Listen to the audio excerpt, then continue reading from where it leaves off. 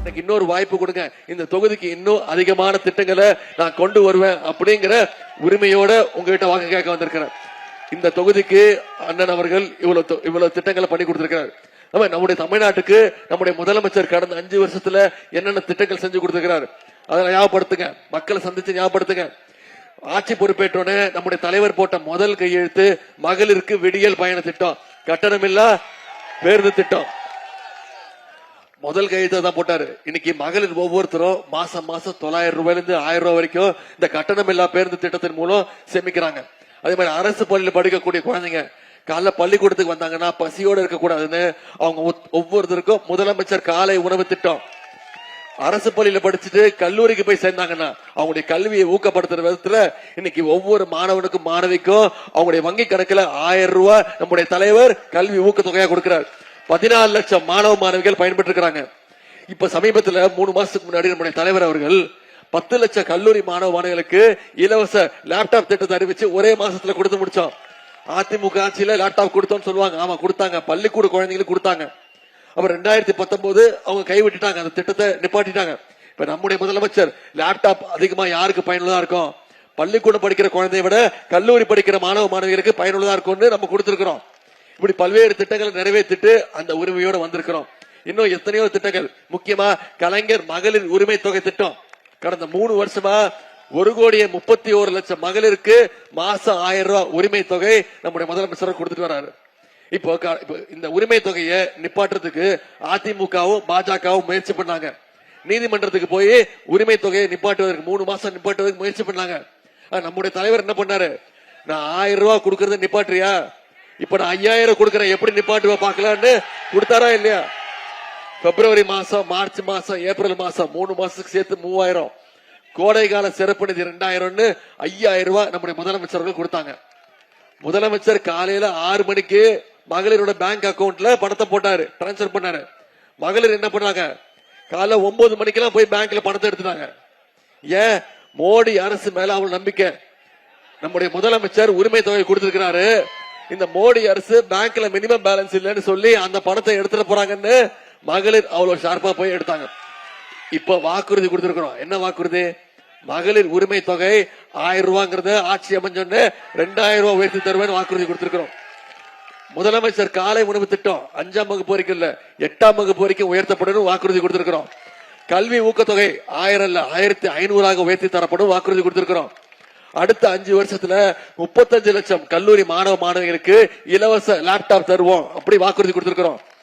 அடுத்த 5 வருஷத்துல 10 லட்சம் கலைஞர் கனவு இல்லம் கட்டப்பட்டு யார் யாருக்கெல்லாம் வீடு இல்லையோ அவங்களுக்கெல்லாம் கலைஞர் கனவு இல்ல திட்டம் கொடுக்கப்படும் வாக்குறுதி கொடுத்திருக்கிறோம். எல்லாத்தை விட முக்கியமான வாக்குறுதி உங்களுக்கு தெரிஞ்ச வாக்குறுதி தான். ஆட்சி அமைஞ்சோன்னு நம்முடைய முதலமைச்சர் அவர்கள் அனைத்து மகளுடைய கைகளையும் 8000 ரூபாய் கொடுத்துருவாங்க. அந்த 8000 ரூபாவை மகளிர் உங்க வீட்டுக்கு தேவையான மின்சாதன பொருட்கள் என்ன வேணுமோ அதை நீங்களே முடிவு பண்ணி வாங்கிக்கலாம். இந்த திட்டத்தெல்லாம் நிறைவேற்றணும்னா மீண்டும் நம்முடைய திராவிட மாடல் 2.0 ஆட்சி அமைய போவது உறுதி.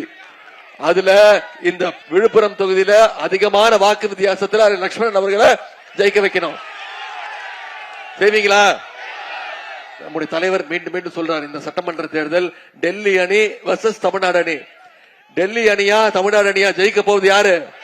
தமிழ்நாடு அணி. நாம ஜெயிச்சு காட்டணும், டெல்லி அணியை வீழ்த்தணும். நான் இவ்வளவு திட்டங்கள் சொல்லியிருக்கிறேன், இந்த 5 வருஷம் இவ்வளவு செஞ்சிருக்கிறோம், சாதனைகள் பண்ணிருக்கிறோம், ஆட்சிக்கு வந்தா இதெல்லாம் பண்ணுவோம் சொன்னேன். இதுக்கெல்லாம் ஒன்றிய பாஜக அரசு எதுக்காவது நமக்கு துணை நின்று இருக்கா? இப்ப தேர்தல் அறிவிச்ச உடனே மோடி வராருல, வார ஒரு வாட்டி வந்துட்டு போறாரு, திட்டங்கள் ஏதாவது வருதா? தமிழ்நாட்டுக்கான நிதி வருதா?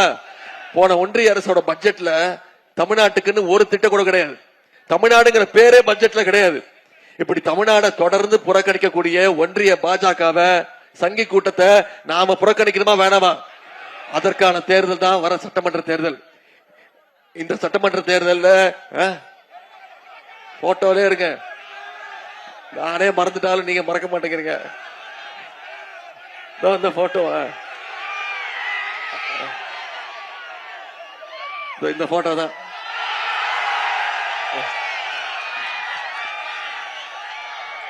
யார் தெரியுது அது?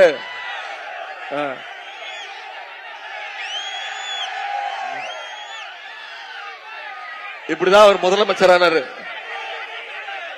கீழே ஒருத்தர் படுத்திருக்காரு, கார்பெட் நினைச்சுக்காதீங்க. இப்படிதான் முதலமைச்சரானாரு.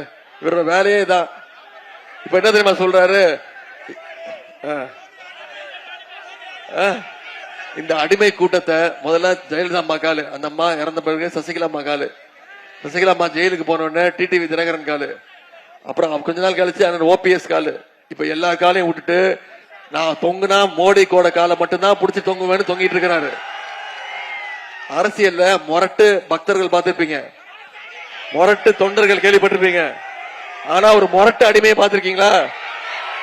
அப்பேற்பட்டவர் நம்பர் 1 மோடியுடைய முரட்டு அடிமை தான் திரு எடப்பாடி பழனிசாமி அவர்கள். இந்த அடிமை கூட்டத்தை தமிழ்நாட்டில இருந்து விரட்டி அடிக்கணும்.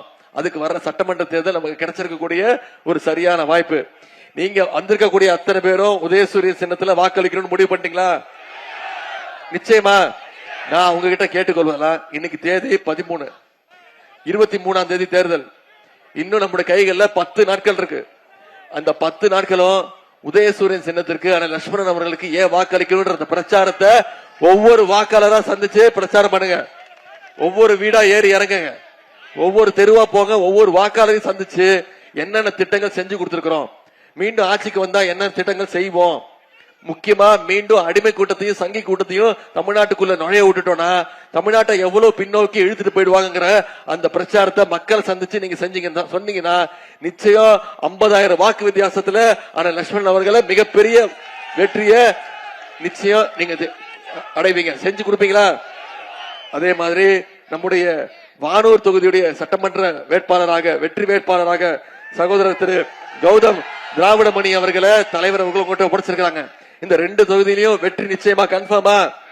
போன முறை விழுப்புரம் மாவட்டத்தில் 7 சட்டமன்ற தொகுதி இருக்கு, அது 4 தொகுதி நாம ஜெயிச்சோம். இந்த முறை 7க்கு 7 ஜெயிச்சு இந்த விழுப்புரம் மாவட்டம் மீண்டும் திமுகவோட கோட்டைங்கிறத நீங்க நிரூபிச்சு காட்டணும். செய்வீங்களா? குறிப்பா இந்த விழுப்புரம் சட்டமன்ற தொகுதியோட வெற்றியை கன்ஃபார்ம் பண்ணுங்க. வானூர் தொகுதியுடைய வெற்றியை கன்ஃபார்ம் பண்ணுங்க. செஞ்சு கொடுப்பீங்களா? உங்களை எல்லாம் அன்போடு கேட்கிறேன், பண்போடு கேட்கிறேன், பாசத்தோடு கேட்கிறேன், உரிமையோடு கேட்கிறேன், உங்கள் வீட்டு பிள்ளையாக இருந்து கேட்கிறேன், இன்னும் பெருமையா சொல்லணும் தலைவருடைய மகனாக இருந்து கேட்கிறேன், முத்தமிழர் டாக்டர் கலைஞருடைய பேரனாக இருந்து கேட்கிறேன். உதயசூரியன் சின்னத்துல லட்சுமணன் அவர்களுக்கும் சகோதரர் திராவிடமணி அவர்களுக்கு வாக்களிச்சு மிகப்பெரிய வாக்கு வித்தியாசத்துல விழுப்புரம் தொகுதியையும் வானூர் தொகுதியும் வென்று காட்டுகள். உங்களுடைய அன்புக்கும் வரவேற்புக்கும் நன்றி. நன்றி. ஆதரிப்பீர் உதயசூரியன்.